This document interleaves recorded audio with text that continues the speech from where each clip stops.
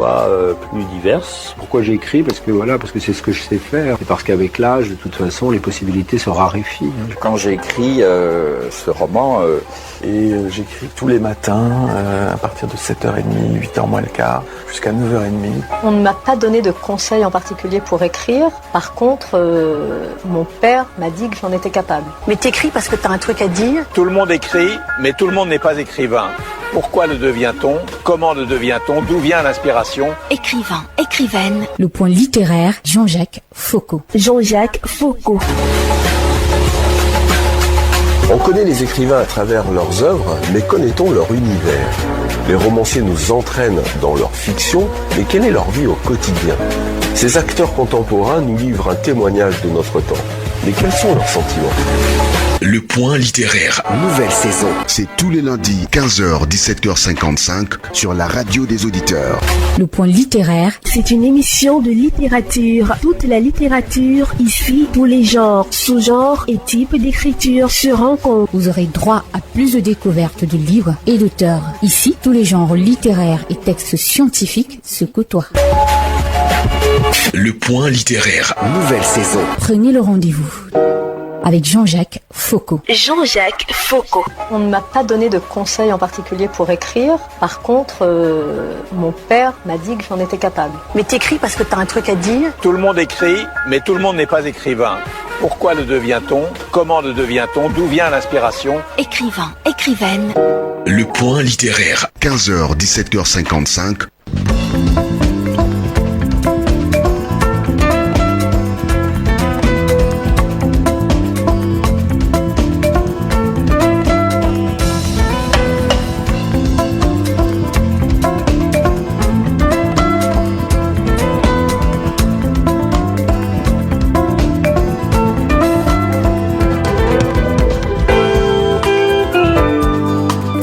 Mesdames et messieurs, bienvenue dans le point littéraire, votre rendez-vous hebdomadaire avec des voix qui façonnent notre pensée, notre imaginaire et notre avenir.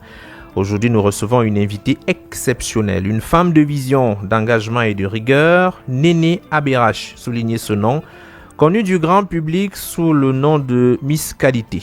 Elle est ingénieure agroéconomiste, cadre à l'Agence des normes et de la qualité du Cameroun, entrepreneur et désormais auteur. Elle nous présente son ouvrage phare, qui d'ailleurs, c'est le premier tome, La Quali Stratégie, les clés pour commercialiser un produit de qualité supérieure. Ce livre n'est pas seulement un guide technique, c'est un manifeste pour une Afrique compétitive, crédible et fière de ses productions. À travers son parcours inspirant, de ses inspections dans les usines, aux conférences, à l'ENAM, en passant par des masterclass et des dialogues gratuits, Néné Abérache a su transformer les obstacles en tremplin et faire de la qualité un véritable levier de transformation économique et sociale.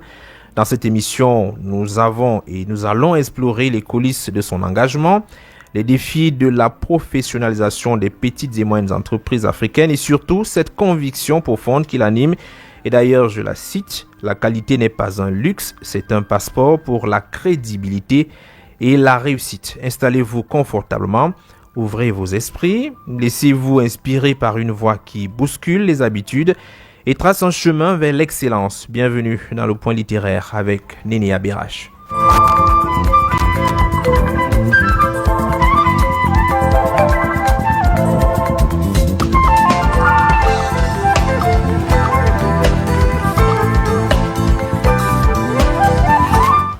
Néné Abérache, bienvenue, bon après-midi. Bon après-midi. Alors, sentez-vous à l'aise, si vous souhaitez mettre le casque, allez imiter. Si ça va vous embrouiller, eh bien bon.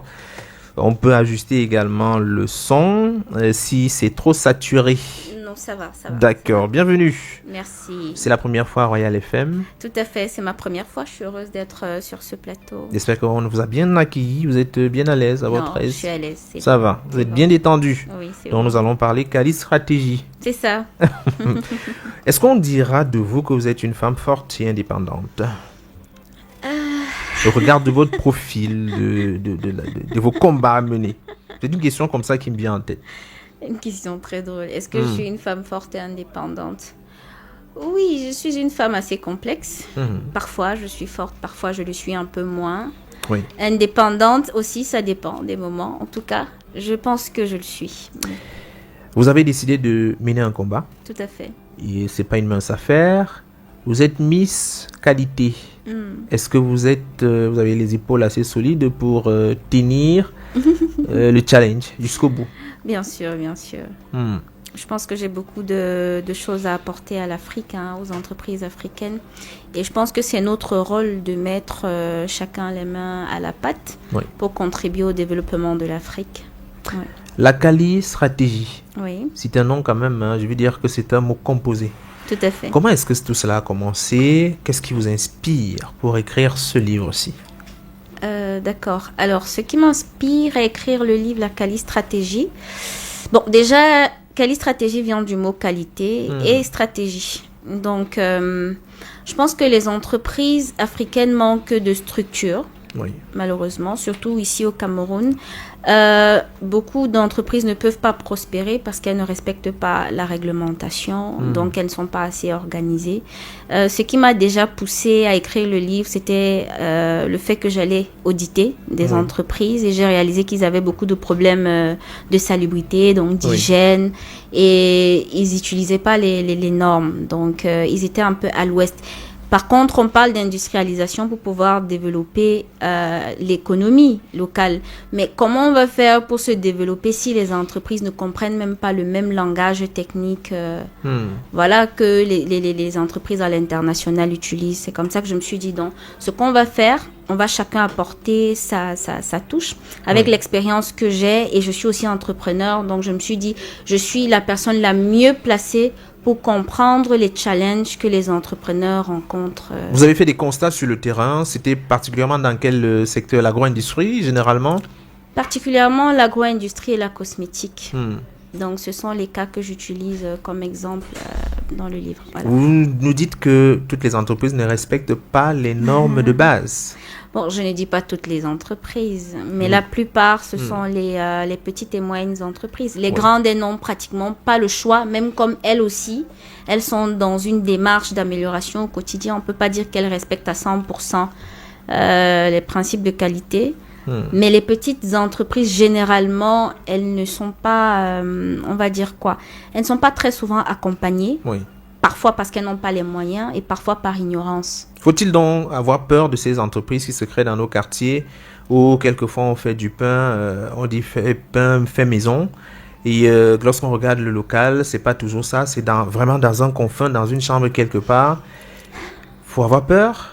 Je pense quand même qu'il faut avoir peur parce que... De ce qui sort de là? De ce qui sort des quartiers, effectivement, puisqu'ils ne respectent pas généralement les règles d'hygiène.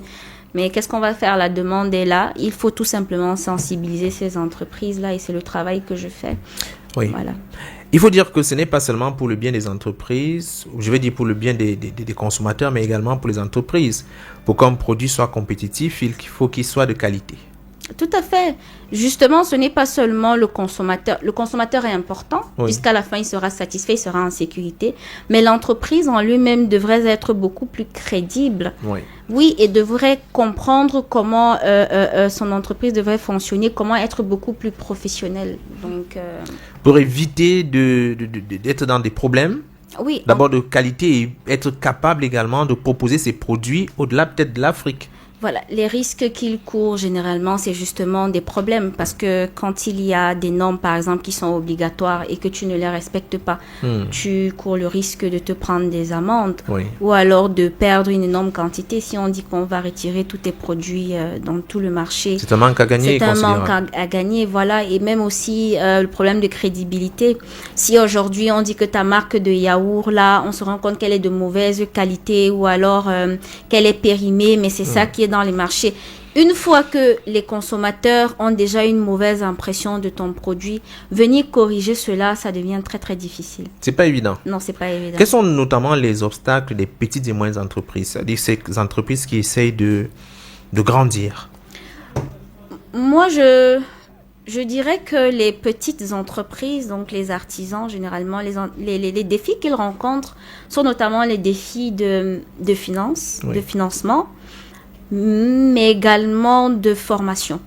Parfois, ils ne sont pas suffisamment outillés sur le plan intellectuel, sur le plan technique, sur comment véritablement mettre en place leur entreprise.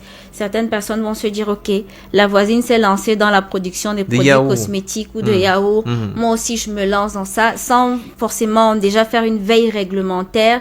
Et en faisant cette veille réglementaire-là, chercher à savoir quelle est la réglementation qui encadre leur secteur d'activité, quelles sont les normes qui les concernent, ou en tout cas, quelles sont les règles, les bonnes pratiques de fabrication. Donc, je pense qu'ils ne sont pas suffisamment formés à ce sujet. Et peut-être non pas suffisamment de finances, si vous l'avez dit.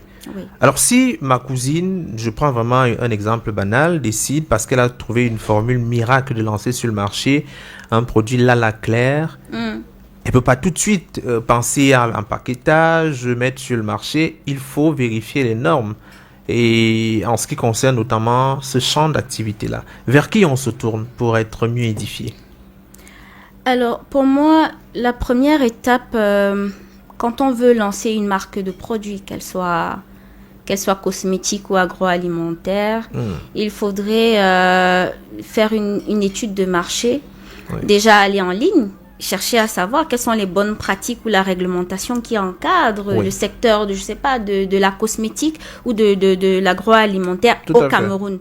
Parce que il faudrait déjà connaître où est notre cible. Quelqu'un d'autre ne veut pas vendre au Cameroun, peut-être qu'il fabrique au Cameroun, mais sa cible c'est peut-être en France, c'est peut-être les pays voisins, le Gabon, etc. Donc la question qu'il doit se poser, c'est qu'est-ce que la réglementation dit dans mon pays cible? Parce que c'est pas la même chose partout. Les normes au Gabon, c'est pas les mêmes normes au Cameroun. Voilà. Donc ça, c'est la première question qui doit se poser. Quelle est la réglementation dans mon marché cible, dans le pays d'exportation ou en tout cas le marché que je vise? Donc, il tape tout cela sur Internet et il va voir quelles sont les infrastructures qui sont concernées par son entreprise. Par exemple, au Cameroun, si tu veux te lancer dans la cosmétique, tu dois te demander quels sont les ministères qui sont concernés. Alors, il y a le Mincommerce, il y a le ministère des petites et moyennes entreprises, on a l'Agence des normes et de la qualité, et tous ont un service qui est prêt à répondre à vos questions. Vous partez au Mincommerce, vous leur demandez, alors, quelles sont les réglementations que je dois respecter quand je veux lancer mon produit cosmétique ou mon produit agroalimentaire? Et ils vont tous vous expliquer. Les informations sont gratuites, elles sont en ligne. Ah, c'est gratuit? Elles sont gratuites. On n'a pas besoin de vous demander, parlez comme un homme, parlez bien, pour qu'on vous montre le bureau où il faut savoir tout cela. Non, c'est gratuit, mais après, ça reste des conseils qui sont assez génériques, généraux. Mais si on a besoin d'accompagnement et des conseils beaucoup plus pointus et précis, c'est bien d'aller vers des experts. C'est bien d'aller vers des experts. Moi, je suis consultante en stratégie de marque et j'aide les entrepreneurs justement à mettre sur pied une vraie stratégie pour la croissance de leur marque, à faire aussi la veille réglementaire. J'explique aussi, les pièges qu'on court quand on ne respecte pas la réglementation. J'aide vraiment à faire cette veille réglementaire-là et je peux orienter vers les experts qu'il faut pour un accompagnement et un suivi. On imagine que vous avez déjà, puisque vous avez fait des inspections sur le terrain, vous avez vu plusieurs marques, des artisans qui commençaient à essayer de décoller. Est-ce qu'après les conseils qui ont été prodigués, vous avez l'impression qu'il y a des nets changements en ce qui concerne les normes, le respect des normes sur le terrain, ou bien on joue toujours au chat et à la souris? Alors, si je comprends bien la question, c'est si depuis que je vulgarise la culture de la qualité, est-ce qu'il y a un changement? Alors, ça fait à peine 6 mois que j'ai sorti le livre La Quali Stratégie. Et aujourd'hui, on a pratiquement 500 personnes qui ont peut-être certainement déjà acheté le livre et près de 1000 personnes qui ont déjà participé à nos conférences et nos formations. Ce sont des beaux chiffres. Entre Yaoundé et Douala, tout à fait. Et je dirais qu'avant ça, effectivement, beaucoup étaient encore un peu largués. Et je trouve qu'il y a une nette amélioration. On a eu beaucoup de bons retours. Ça, j'étais surprise. C'est vrai qu'au début, c'était très difficile. Mais de plus en plus, les gens sont en train de comprendre à quel point c'est important d'appliquer, de de connaître déjà c'est quoi la qualité et de l'appliquer dans son système et dans la fabrication de ses produits et de ses services. Le livre est sorti, vous avez dit, il y a 6 mois. Tout à fait. Donc vous avez démarré avec non seulement la promotion du livre, mais également l'organisation d'un certain nombre de conférences, de masterclass. On imagine que tout cela n'est pas gratuit, mais puisqu'on a le livre entre nos mains, qu'est-ce qu'on va trouver à l'intérieur du livre? Alors, je reviens d'abord sur le fait de gratuit ou pas gratuit. Actuellement, j'ai eu à organiser 2 conférences. 2 conférences. La première, c'était à Yaoundé, à l'ENAM, pour la dédicace du livre. Et la conférence, elle était gratuite. Parce que je sais que pour le moment, les entrepreneurs, ils ont besoin de comprendre d'abord ce que c'est réellement avant de les obliger à payer. Mais après, à côté de ça, j'organise des formations avec des experts qui viennent et qui vous... qui règle des problèmes assez techniques et précis dans votre entreprise. D'ailleurs, dorénavant, ce que j'impose, c'est aux participants des formations qu'ils viennent vraiment avec une problématique qu'ils ont en entreprise pour que l'expert puisse le régler. Parce que généralement, demander à un expert de nous accompagner, c'est coûteux pour certains de ces artisans. Mais le fait d'organiser une formation qui à moindre coût facilite les choses. Alors, j'ai écrit cet ouvrage-ci pour ceux qui n'ont certainement pas les moyens de se payer l'accompagnement par des experts, mais aussi même pour toutes les personnes qui aimeraient améliorer leur culture générale ou tous ceux qui sont des qualiticiens.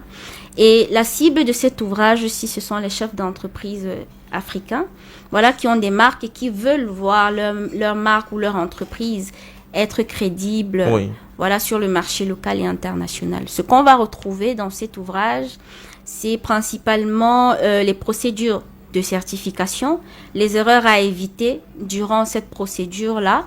On va découvrir c'est quoi les normes, on va découvrir comment améliorer le branding de nos produits, quels sont les packaging, on aborde toutes ces questions-là, parce que le tout n'est pas d'avoir un produit seulement de qualité dans le fond, mais aussi dans la forme, parce qu'il y a beaucoup qui achètent un produit parce que c'est attrayant, parce qu'il a été marqué par comment le produit a été présenté. Donc, cet ouvrage, s'il n'est pas technique, je me suis battue pour vraiment répondre aux problématiques que les marques africaines rencontrent, notamment le problème de la valeur perçue et le problème de structure. Voilà. On marque un break. D'accord. Hello, avec Momo Help, emprunte jusqu'à 100 000 francs pour effectuer tes transactions et rembourse plus tard. Souscris au étoile 126, étoile 61 dièse.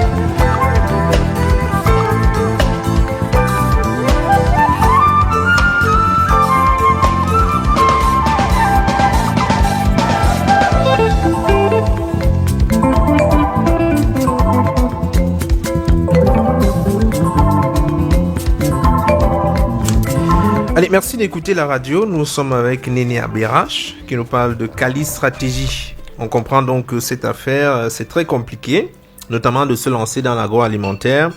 Il faut avoir des éléments. Vous-même, vous avez certainement réalisé l'expérience de vous lancer dans les affaires. Est-ce que c'est toujours facile, l'entrepreneuriat? Non, c'est très complexe. Surtout dans notre contexte camerounais, c'est très complexe. Vous vous êtes lancé dans quoi exactement et qu'est-ce qui a été pour vous? Parce que certainement, lorsqu'on a essayé de se lancer dans une affaire, on a fait le diagnostic de ce qui n'a pas marché ou quels sont les obstacles qu'on a rencontrés tout de suite.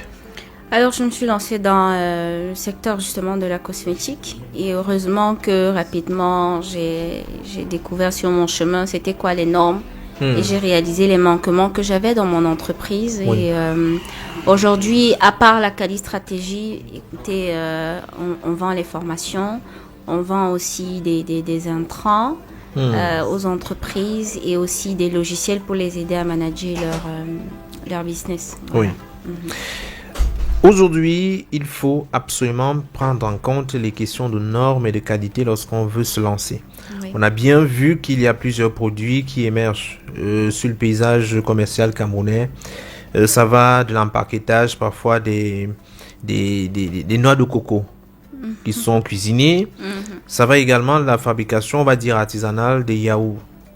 On voit, il y a aujourd'hui des vins, des fruits, on dit des fruits naturels. Des jus naturels. Et cela prend véritablement de l'ampleur. Est-ce qu'aujourd'hui, on est sûr et certain que ces produits bénéficient d'une certaine vérification, sinon certification, auprès des structures ou des institutions comme la NOR? Je dirais que la NOR fait un très grand travail, mais beaucoup d'entrepreneurs se plaignent encore des coûts liés. C'est trop cher? Oui, les procédures de certification sont assez longues et coûteuses, donc ce n'est pas toutes les entreprises qui réussissent vraiment à certifier la qualité de leurs produits. Mais sinon, il y a déjà un beau travail qui est fait, mais malheureusement, la plupart de nos entreprises locales ne respectent pas les normes et c'est pour ça que je fais ce travail de vulgarisation là, pour qu'ils se disent ok, même si j'ai pas les moyens d'aller faire certifier mon produit, je dois au moins savoir cette conscience là, qu'il faut à un moment donné le faire, avoir une certaine éthique. Quand on fabrique un produit, ce n'est pas parce que tu veux absolument gagner de l'argent que tu dois tuer des gens.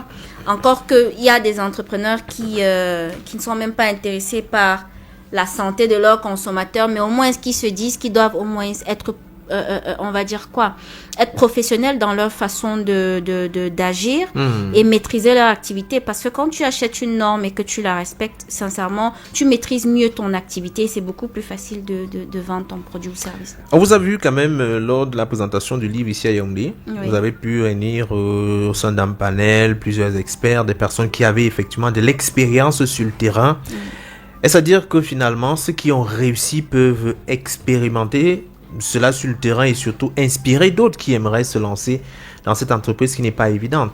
Parce qu'on a souvent l'impression, lorsqu'on écoute des vidéos, des personnes qui vous disent « il faut vous lancer dans l'entrepreneuriat, allez-y, allez-y ». Ce n'est pas quand même une affaire de magie, tout de suite se lancer et réussir. Donc, excusez-moi, si vous pouvez reformuler un peu. La question est notamment de savoir est-ce que, en appelant ceux qui ont réussi sur le terrain, c'est pour inspirer ceux qui espèrent ou veulent se lancer à leur tour? Bien sûr, quand j'organise une conférence et j'appelle les chefs d'entreprise qui sont déjà avancés, c'est pour que les artisans ou les petites entreprises, les petits entrepreneurs puissent affiner leur vision et savoir où est-ce qu'ils vont. Et voilà, comment est-ce qu'ils vont relever les obstacles qu'ils rencontrent au quotidien. 6 mois déjà, le livre est sorti. Oui. Est-ce que vous avez l'impression qu'il a même changé les habitudes? Ceux qui l'ont lu, quel était le retour? Le retour, il y a beaucoup d'entrepreneurs maintenant qui se posent des questions et qui veulent certifier leurs produits. Voilà. Mais beaucoup restent encore bloqués par rapport au coût. Mais c'est déjà un pas de vouloir. Ça veut dire qu'ils vont déjà le rajouter à leur vision. Ils savent qu'il faut. Et pour moi, c'est déjà une réussite. Parce que je crois qu'il n'y a pas beaucoup d'entrepreneurs qui sont conscients de ce problème-là. La nécessité de De pouvoir vérifier, certifier de pouvoir ces produits. fournir des produits ou services de qualité. Oui. Oui. Est-ce que vous avez des produits, des produits qui constituent peut-être des références ou bien des références sur le plan national et même international? Des produits, ok, oui. Oui, on a des produits, par exemple, de l'entreprise Baba Dampullo, qui, d'ailleurs, qui ont préfacé mon ouvrage. Oui. Voilà, parce qu'ils sont les leaders dans le secteur agroalimentaire. Ils ont le thé Ndawara, ils ont aussi la farine, je crois, coque rouge. Et tous leurs produits sont certifiés. D'ailleurs, ils ne peuvent pas vendre sur tout le territoire national s'ils ne sont pas certifiés. Oui. Sur le plan, par exemple, aussi du service, on a des boulangeries comme la boulangerie Paul, par exemple, qui se trouve à Douala, qui j'ai déjà eu à inspecter leur boulangerie. C'est une boulangerie française, mais qui sont vraiment aux normes. En ce qui concerne l'hygiène, la fabrication. On respecte. Oui, c'est impeccable, je dirais à 80%. S'ils pouvaient même me permettre vraiment de faire un documentaire sur leur façon de procéder, ce serait intéressant pour que nos entreprises locales puissent vraiment voir comment ça se passe. Parce que quand tu vas dans une entreprise qui est aussi structurée, tu rentres dans nos entreprises locales, c'est le jour et la nuit. Pas de normes respectées, c'est un peu tout, un peu n'importe comment. Oui. C'est compliqué. Gros problème d'hygiène. Oui. Mais les produits sortent de là, sont mangés, sont vendus. Écoutez, c'est pas évident. Malheureusement, hein. Mais bon, mais je pense quand même que il y a des entrepreneurs qui sont conscients, même s'ils ne respectent pas les normes. Il y en a quand même qui font un effort. Il y a des grands-mères à la maison quand elles cuisinent. Certaines respectent des règles d'hygiène et d'autres non. C'est vrai. Il y a des grands-mères qui sont très propres. Hein. C'est pas parce qu'elle ne connaît pas c'est quoi la norme qu'elle va cuisiner, sa cuisine sera sale, etc. Donc je me dis, même parmi les producteurs, il y en a qui ont une certaine éthique. Oui. Voilà. Mais à cela, ils devraient rajouter vraiment les normes pour mieux comprendre ce qu'ils font. La Cali-Stratégie, c'est le livre. Et vous avez dit que ce n'est que le tome 1. Ça veut dire en réalité qu'il y aura une suite. Tout à fait. Est-ce qu'on a déjà défini les contours de la suite ou on se contente d'abord de présenter le tome 1 au grand public? Le tome 1, c'est un peu un ouvrage introductif, voilà, qui aborde toutes les questions de la qualité. Dans le tome 1, on découvre vraiment c'est quoi un système qualité, comment est-ce qu'un chef d'entreprise peut mettre en place des stratégies de marketing, des stratégies commerciales, et des stratégies qualité aussi pour leur entreprise. Et c'est assez général, mais les prochains tomes, on va certainement aborder de manière un peu plus spécifique des problèmes, par exemple d'hygiène. Peut-être le prochain tome, on pourra parler d'hygiène. Ou alors, un autre tome, on pourra aussi parler du management de la qualité. C'est très important. Management de la qualité. Oui. Il faut lire nécessairement pour savoir de quoi il est question, mais avant de lire, il s'agit de quoi précisément, le management? Un produit qui est de qualité, c'est pas seulement le produit en lui-même, c'est tout un système qui est mis sur pied. Qui se met en branle. Voilà, il faudrait que les intrants soient de qualité, il faudrait que la manière de fabriquer soit très bien organisée, il faut mettre en place des procédures, des processus de travail, et tout cela, tout ce système-là est dirigé par ce qu'on appelle le management de la qualité. Si tu n'es pas bien organisé, tu n'as pas un système qui est assez structuré, tu ne pourras pas mettre un produit qui est de qualité sur le marché. Voilà. Ça, c'est ce qu'il faut savoir. Et vous avez d'autres dédicaces qui s'annoncent, qui vont se poursuivre. Il y a eu Yaoundé, ensuite il y a eu Douala. Tout à fait. Vous m'avez fait savoir en off que le succès n'était pas le même et que donc forcément l'intérêt grandit à Yaoundé, ensuite Douala. D'accord, oui. En principe, on devait aller à Garoua le 8 novembre dernier, mais avec cette période de crise post-électorale, malheureusement, on était obligé de reporter l'événement. Pourtant, on a pas mal d'entrepreneurs qui ont montré vraiment l'intérêt. Et j'étais même très surprise. Il y en a beaucoup jusqu'à aujourd'hui qui nous demandent c'est comment avec la conférence de la Cali-Stratégie. Ça veut dire que le travail qu'on fait, il n'est pas inutile. Il y a vraiment beaucoup d'entreprises qui commencent à être de plus en plus conscientes. C'est parfait. Vous avez dit Garoua, après Garoua, on pensera à d'autres villes. Peut-être on pense aussi à y agir sur le plan africain, peut-être, qui sait? Oui, c'est l'objectif. Mais sinon, on est en train de préparer un festival international. voilà, qui va rassembler plusieurs entreprises et experts des différents pays africains. Oui. Voilà, mais on veut le faire à Yaoundé l'année prochaine. Donc dans un an. Voilà, le Festival international de la qualité. Il faut bien commencer quelque part et je pense que c'est assez audacieux. Oui. Il y avait quand même une question qui trouble mon esprit en ce moment. Pourquoi le verre? Parce que le verre apparaît un peu partout au niveau du livre. Ouais. Lorsqu'on peut vérifier ou regarder votre page personnelle, on se rend bien compte qu'il y a une dominance de vert et de noir. Tout à fait. Et de or. Oui, il y a donc forcément une histoire autour de ces trois couleurs. Voilà, dans le livre, j'aborde justement la question de branding, c'est-à-dire l'image de marque. Et les couleurs qu'on utilise généralement, ce sont des couleurs qui parlent à nos clients, qui renvoient un certain message sur l'objectif, la vision et l'intention qu'on a à travers nos différents projets ou notre marque. Moi, à travers le projet La Cali Stratégie, vous allez remarquer déjà, il y a un symbole de l'Afrique. Donc, avec une flèche. Voilà, puisque je vous ai dit tout à l'heure, la Cali Stratégie, c'est pour aider les marques africaines à devenir prospères. Donc, on ne fait pas les logos au hasard. Le vert signifie la prospérité, la richesse, l'abondance et aussi la santé.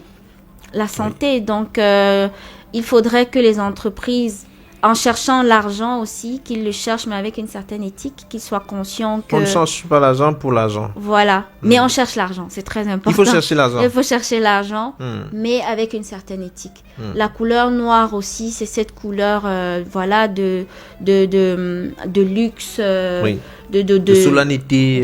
Très bien, merci beaucoup. Et voilà, la couleur or aussi, c'est pareil. Quand je parle de qualité supérieure, c'est pour qu'on se dise nos produits africains aussi peuvent être des produits qui sont valorisés même à l'international. Oui. Voilà. Il faut dire que même par le livre, il y a beaucoup d'audace. C'est un livre qui attirait l'attention de plus d'un. Là, c'est parce qu'on se dit, oui, le livre, c'est également un outil marketing. Il faut que ça tape à l'œil. Pour qu'on ait envie de lire. On parle quand même de qualité. Oui. Il faut bien que ça tape à l'œil. Ah oui. Et on a bien vu le soin avec lequel on a écrit ce livre. En combien de temps vous l'avez écrit finalement? Pratiquement 1 an. Un an. Pratiquement 1 an. C'est un travail assidu. Oui. 1 an, c'est pas rien. Surtout que je ne l'ai pas écrit avec mes connaissances à moi toute seule. Parce que ce serait prétentieux de dire que je maîtrise tous les contours de l'affaire, mais sinon j'ai dû interviewer plusieurs experts qui sont des qualiticiens et des chefs d'entreprise aussi, et grâce à leur retour j'ai pu, voilà, on va dire, meubler cet ouvrage. C'est un travail, on va dire, très académique quand même, hein. C'est-à-dire qu'on est allé auprès des experts, on a échangé avec eux, c'est donc faire des échantillons pour trouver le meilleur et proposer. Vraiment comprendre les problématiques que les entreprises rencontrent et leur proposer des solutions, et les experts aussi les problématiques qu'ils ont repérées chez les chefs d'entreprise, parce que j'ai remarqué qu'ils sont généralement très techniques. J'ai tout fait pour simplifier le langage, parce qu'après aussi, si un ouvrage est trop technique, je ne pense pas que le chef d'entreprise aura le temps d'assimiler cela, et voilà. Parfois, généralement, ce sont des hommes d'action. Oui. Vraiment, ils savent comment se faire de l'argent. Et donc, si c'est trop compliqué, ça peut être un problème. C'est ça. Donc, c'est dans un langage accessible à monsieur tout le monde qu'on a écrit le livre. S'il fallait aujourd'hui envisager de faire une entreprise, on va aller sur un cas pratique. Oui. J'ai une idée de fabrication des biscuits. Je veux décider de faire des biscuits made in Cameroun. Et je vais décider de faire des biscuits à base de la farine de patate. Quels sont les éléments premiers que je devrais rechercher? Je veux créer une entreprise, j'ai une idée comme ça, mais je ne sais pas où commencer. Alors, pour moi, la première étape, c'est toujours de définir à quelle étape on se trouve dans son entreprise. Si on est en phase de lancement, si on est en phase de croissance, voilà, parce que tu dois pouvoir... Quelqu'un d'autre a déjà une entreprise agroalimentaire et il voudrait juste rajouter un produit en plus. Voilà, il est déjà avancé. Quelqu'un d'autre, lui, il n'est qu'un artisan, il est débutant. Ils n'ont pas les mêmes objectifs. Oui. Mais quelqu'un qui est dans la phase de lancement, moi déjà, je lui proposerais de lire cet ouvrage, La Calistratégie. Oui, commencez par là. Oui, commencer par là pour déjà avoir une idée de comment ça se passe. Ça, c'est la première étape, c'est de se former, de faire vraiment une sorte d'enquête. Comme je l'ai dit tout à l'heure, il faut faire une étude de marché, il faut faire une veille réglementaire. C'est-à-dire, l'étude de marché, c'est pour connaître un peu les attentes de ses clients, pour pouvoir mieux fixer des prix, connaître les exigences des clients. Mais la veille réglementaire, c'est connaître quelles sont les réglementations qui encadrent mon secteur d'activité. Oui. Parce que avant de te lancer, il faudrait que tu saches quelles sont les règles qui sont obligatoires, les règles qui ne le sont pas dans mon secteur d'activité pour éviter de te retrouver en prison ou de payer des amendes inutiles parce que peut-être au Cameroun encore on s'amuse, mais dans d'autres pays... Ailleurs c'est strict. On ne regarde pas si tu es une entreprise débutante ou pas. Hein. Si ton produit a créé une intoxication alimentaire à quelqu'un... Tu vas rendre des comptes. Tu vas rendre des comptes automatiquement. Payer des dommages et tout le reste. Donc il faut s'informer avant de commencer. À tout prix, il faut savoir. Maintenant, si on a les moyens, on va voir un expert qui va nous accompagner. Si on n'a pas les moyens, on se rend à l'agence, par exemple, des normes. On achète, si on fait le biscuit, on va acheter des normes d'étiquetage, hein, des produits agroalimentaires. On va acheter des normes de pratique de bonne fabrication. Voilà. On va également acheter des normes pour le système de management de la qualité. Et moi je conseillerais à une entreprise qui est débutante d'aller même essayer et de faire une demande de certification et de demander une facture. Même si tu n'as pas les moyens de payer la facture, ça te permet de te préparer à l'avance et de te dire, ok, pour mon produit, ça va peut-être me coûter 200 000, 500 000 pour pouvoir le certifier. Pour une entreprise débutante. Oui, pour une entreprise débutante, peut-être tu n'auras pas les moyens, mais au moins tu auras une idée de ce que ça va te coûter.